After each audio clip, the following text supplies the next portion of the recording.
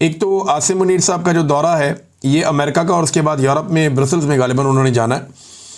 अच्छा, इस दौरे में ज़्यादा चीज़ें पब्लिक नहीं की गई और उसकी जो बड़ी वजह मुझे पता चली है वो ये है कि ओवरसीज़ पाकिस्तानियों के एक एहतजाज का खौफ है, क्योंकि ओवरसीज़ पाकिस्तानी पाकिस्तान के मसाइल के लिए पाकिस्तान की मिलिट्री एस्टेब्लिशमेंट को ज़िम्मेदार समझते हैं और वो इमरान खान साहब को एक निजात दहिंदा के तौर पे देखते हैं। और इमरान खान साहब रोज़ाना की बुनियाद पे जब भी उन्हें मौका मिलता है तो वो आसिम मुनीर साहब के किरदार के ऊपर तनकीद करते हैं और इस वजह से ओवरसीज़ पाकिस्तानी आसिम मुनीर साहब के ख़िलाफ़ एहतजाज करते हैं। जब वो लंदन गए तो वहाँ पे भी ओवरसीज़ पाकिस्तानियों ने एहतजाज किया। जब वो अमेरिका गए इससे पहले तो वहाँ पे भी ओवरसीज़ पाकिस्तानियों ने एहतजाज किया और इस मरतबा भी ओवरसीज़ पाकिस्तानियों की एहतजाज की वीडियोज़ सामने आ रही हैं कि जहाँ पे ठहरे हैं आर्मी चीफ, वहाँ पे ओवरसीज़ पाकिस्तानियों ने एहतजाज किया है। अच्छा, कुछ तफसीलात और हैं, मैं आपको बताता हूँ। एक तो प्रोग्राम कैंसिल कर दिया और वो प्रोग्राम कैंसिल होने की वजह भी ओवरसीज़ पाकिस्तानी बने, जबकि 8 तारीख को गालिबन, मुझे तारीख में कंफर्म नहीं है लेकिन ये 8 तारीख है जो मुझे पता चला है, ये कंफर्मेशन भी आ जाएगी। 3 नहायत अहम लोगों ने फील्ड मार्शल हाफिज़ आसिम मुनीर साहब से मुलाकात से माजरत कर ली और ये जो 3 अहम लोग थे ये बहुत बड़े बड़े इन्वेस्टर्स हैं, बहुत बड़े बिजनेसमैन हैं जो अमेरिका में रहते हैं और ओवरसीज़ पाकिस्तानी हैं। तो पाकिस्तान की एम्बेसी ने बड़ी मेहनत की थी, बड़ा इसरार किया था और एस्टेब्लिशमेंट ने इसके ऊपर पूरी कोशिश की थी कि किसी तरह आसिम मुनीर साहब की इन लोगों से मुलाकात करवाई जाए। इसकी बैकग्राउंड में कुछ चीज़ें थी, उनमें से 1-2 चीज़ें मैं आपको भी बता भी दूंगा। तो मुलाकात करने की कोशिश की लेकिन उनमें जो 3 अहम तरीन लोग थे उन्होंने इन मुलाकातों से माजरत कर ली। उनमें से 2 लोगों ने जो बहाना बनाया वो ये है कि हम इस तारीख को कहीं सफ़र पर जा रहे हैं, हम ट्रैवल कर रहे हैं, तो इसकी वजह से हम आर्मी चीफ से मुलाकात नहीं कर पाएंगे। अब ऐसा कभी माजी में हुआ नहीं था। पाकिस्तान के आर्मी चीफ जब भी कभी बैरून मुल्क जाते थे तो तांता बन जाता था मुलाकातों का और सब उनसे मुलाकात करना चाहते थे, बड़ा इसको काबिल फ़ख्र समझा जाता था। लेकिन इस मरतबा सिचुएशन थोड़ी तब्दील होती हुई है। अब ये बड़े बड़े इन्वेस्टर्स हैं और कोशिश ये है पाकिस्तान की कि इन्वेस्टमेंट पाकिस्तान में लाई जाए और यही आसिम मुनीर साहब का एक प्रोजेक्ट भी है SIFC, उसके ज़रिए भी वो कोशिश करते हैं कि इन्वेस्टमेंट पाकिस्तान में आए। तो शायद ये इसी सिलसिले में मुलाकातें थीं लेकिन उन्होंने मुलाकात से माजरत कर ली। इनकार मैं इसलिए वर्ड यूज़ नहीं कर रहा कि इस लेवल पे माजरत ही होती है कि I am sorry, I am travelling, I am not available, और आप कोई बहाना कर लेते हैं। अब डायरेक्टली आप ये नहीं कह सकते कि मैं मिलना नहीं चाहता। तो 2 लोगों ने तो ये बहाना बनाया कि हम कहीं ट्रैवल कर रहे हैं और मैंने ये कंफर्मेशन वहाँ से ली तो वो लोग वहीं मौजूद थे और एक को तो एक एहनी शाहिद ने देखा भी है कि वो वहीं पे थे, लेकिन उन्होंने वो मुलाकात ना करने का एक बहाना बनाया था। अच्छा, इन तीनों में से एक शख्स से रब्ता किया गया पाकिस्तान की एस्टेब्लिशमेंट की जानिब से जो पाकिस्तान की एम्बेसी से मुंसलिक है और DHA से इनका रब्ता करवाया गया आज से कुछ अर्सा पहले और उसमें इनको जो ऑफ़र किया गया फाइनली वो ये है कि आप 400 से 500 प्लॉट DHA आपको बड़े लो रेट के ऊपर दे देगा। आप हमारे साथ एग्रीमेंट कर लें, हम आपको बहुत कम प्राइस के ऊपर 400 से 500 प्लॉट DHA के देते हैं और आपकी एक क्रेडिबिलिटी है, आप एक इन्वेस्टर हैं, तो आप ओवरसीज़ पाकिस्तानियों में ये वाले प्लॉट बिकवा दें, एक एग्रीमेंट कर लें हमारे साथ, एक मखसूस रकम आप जमा करवा दें, बाउंड हो जाए और ये 400-500 प्लॉट आप DHA के बेचें अमेरिका में ओवरसीज़ पाकिस्तानियों को और वो जैसे जैसे पैसे आएंगे तो वो आप हमें अदा करें और जो पैसे आपने कमाने आप इसमें से कमा लें। अब देखें, ओवरसीज़ पाकिस्तानी DHA के प्लॉट्स के अंदर भी दिलचस्पी नहीं ले रहे।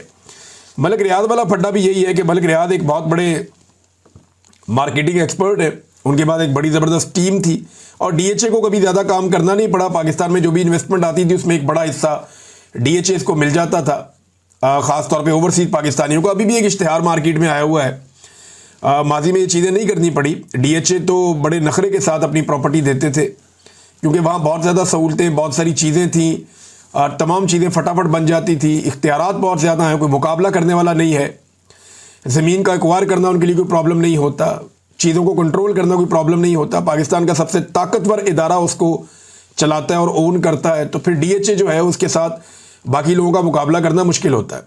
तो उन्हें कोई बहुत बड़ी मार्केटिंग स्ट्रेटजी बनानी नहीं पड़ी। वजह यह है कि उनका हॉट केक की तरह माल बिकता था।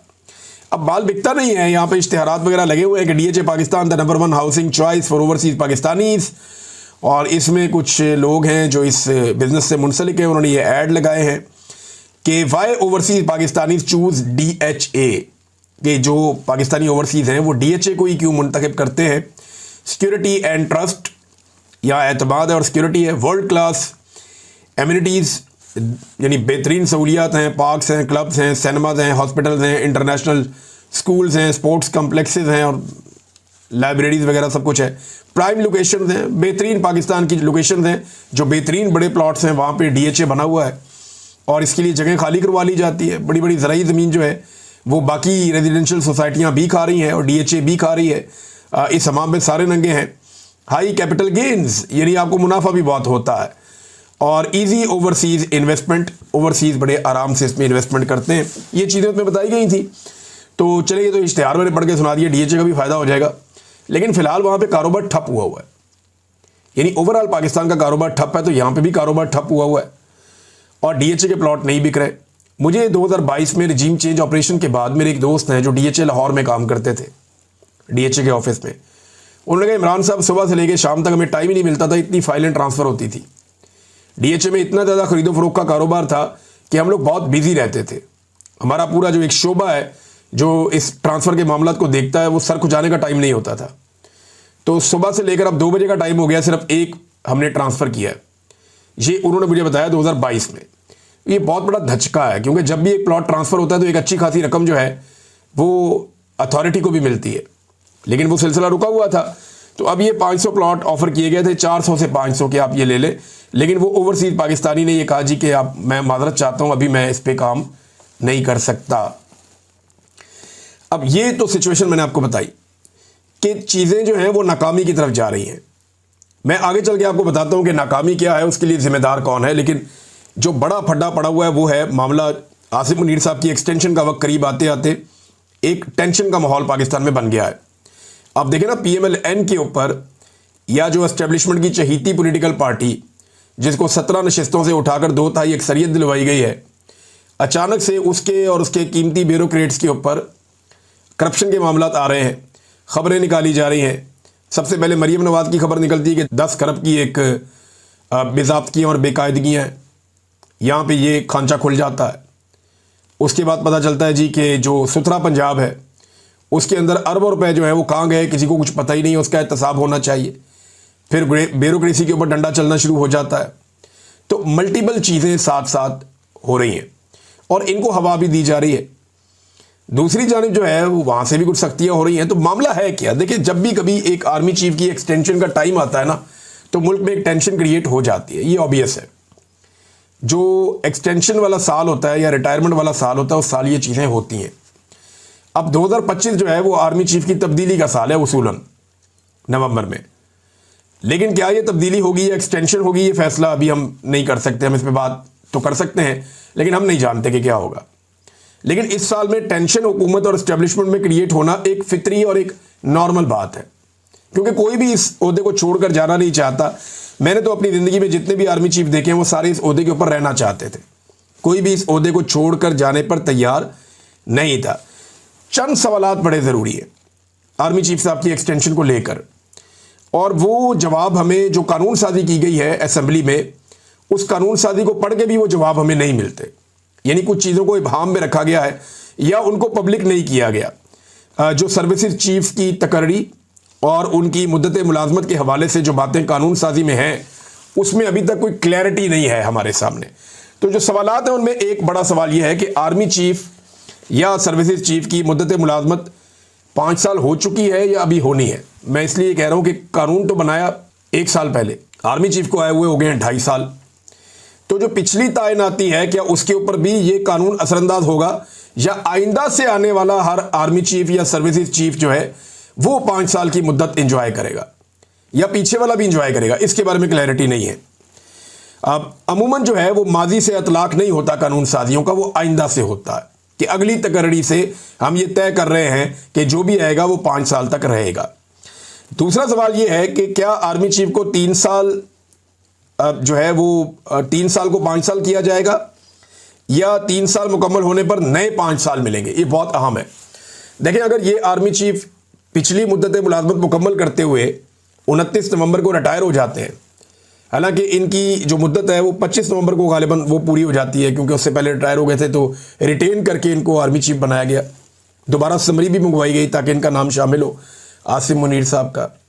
तो इसको ज़रा थोड़ा सा आप गौर करें कि अगर 29 को फ़र्ज़ कर दें वो रिटायर होते हैं और एक और एक्सटेंशन मिलती है तो वो 5 साल की होगी, तो 3 ये हो गए और 5 अगले हो गए, 8 साल तो हो गए सीधे। लेकिन अगर ये कहा जाता है कि हमने क्योंकि जो 5 साल कर दिया था वो आसिम मुनीर साहब के लिए वो अप्लाई हो सकता है, तो 3 साल प्लस 2 साल और ये 5 साल फिर ऐसे होगा। और अगर ये एक नया आर्मी चीफ लेकर आ जाते हैं, जिसके इम्कानात भी हैं कि ये आर्मी चीफ रिटायर हो जाते हैं, एक नया आर्मी चीफ आ जाता है नवंबर में, तो अगर वो आता है तो वो 5 साल के लिए आएगा या 3 साल के लिए आएगा। क्या ये मामला अदालत में चैलेंज होगा? ये है जनाब सवालात। अब तीसरा सवाल ये खड़ा होता है कि क्या ये कानून साजी अदालत में चैलेंज हो सकती है? तो देखें, 26वीं आईनी तरमीम आई इसलिए थी कि अदालतों को कंट्रोल किया जा सके, और कोई कानून साजी या कोई चीज़ अगर अदालत में चैलेंज हो तो आईनी अदालत मौजूद हो जिससे मर्जी का फैसला लिया जा सके, तो वो मौजूद है। क्या नवाज शरीफ फील्ड मार्शल आसिम मुनीर को मजीद एक्सटेंशन देंगे? ये है जी सबसे इंपॉर्टेंट क्वेश्चन। नवाज शरीफ साहब के बहुत सारे शिकवे और शिकायतें भी हैं। लंदन प्लान जिसका जिक्र इमरान खान साहब भी करते थे, पीटीआई के लोग भी करते हैं, उनका ये कहना है कि जो लंदन प्लान है उसमें यह तय पा गया था कि नवाज शरीफ को बनाया जाएगा वजीर आज़म। अब उनको तो नहीं बनाया गया, बल्कि सबको लास्टिक की शलवार पहनाई गई, तो नवाज शरीफ को वो भी नहीं किया गया। उनकी शलवार में ना लास्टिक डाला गया ना नाला डाला गया, उनको बीच में लटका दिया गया। जो यास्मीन राशिद वाली सीट है वो तो सबसे खौफनाक किस्म की धांधली है, और वो तो ओपन है, यानी उसको जानबूझकर ऐसा रखा गया कि जब दिल करे नवाज शरीफ साहब का बाजू मरोड़ दें। तो फैज़ हमीद को अभी तक सजा नहीं हुई, मियाँ साहब की मकबूलियत भी बढ़ गई, यानी मियाँ साहब को वज़ीर आज़म बनाना था, वज़ीर आज़म बनाना तो दरकिनार, उनकी जो अपनी मकबूलियत थी वो भी बढ़ गई।